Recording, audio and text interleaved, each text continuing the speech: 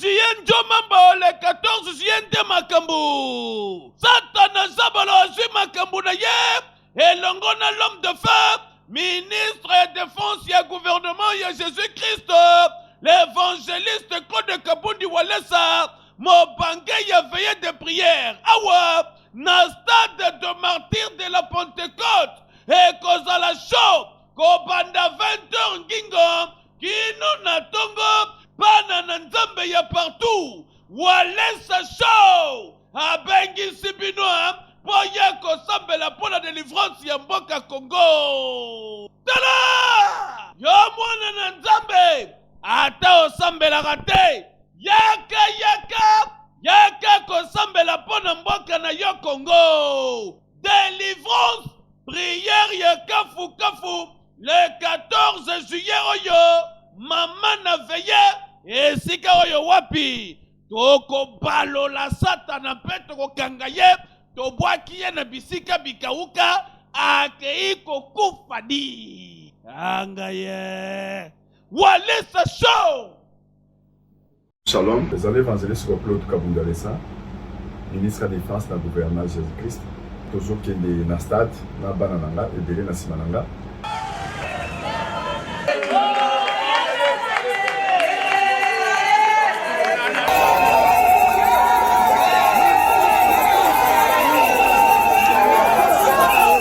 Mais Zambarakisi, dans le centre wana tomoni biso toza likolo mais tozomona na centre wana moto ezobima na kati ya centre wana eza na biloko ebele salemi wana baseremoni bakisi bondoki ya ndenge na ndenge kati ya centre wana biloko ya liboso tokodétruire puissance wana satanique to remplacer makila ya Jésus-Christ na place wana centre.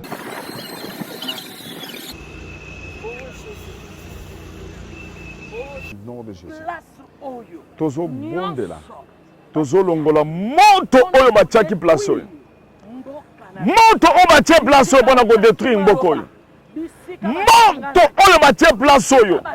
Eza place à martyr. Seigneur lelo. Ezali place moko inoubliable na kati ya mboko oyo. Lokolo eza place à martyr. Tozo changer ngo. Yondo salaki na Golgotha martyr à liboso ya monde entier. Makila na yo etanga na place oyo. Na minute toza kati ya koloba. Loboko na yo monisama.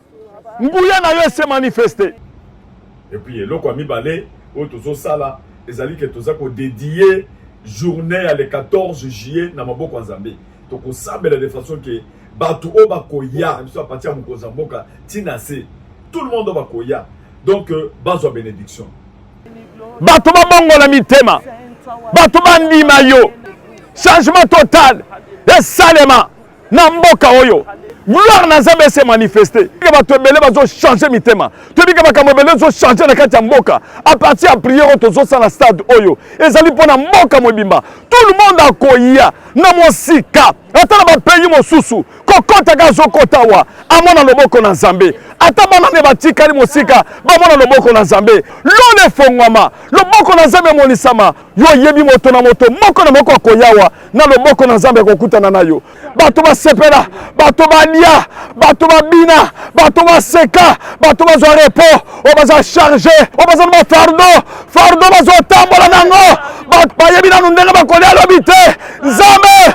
Tozo ndima. Ebele ba kokutana na yo. To pese merci. O kotika Nzambe na biso. Na makambo tout.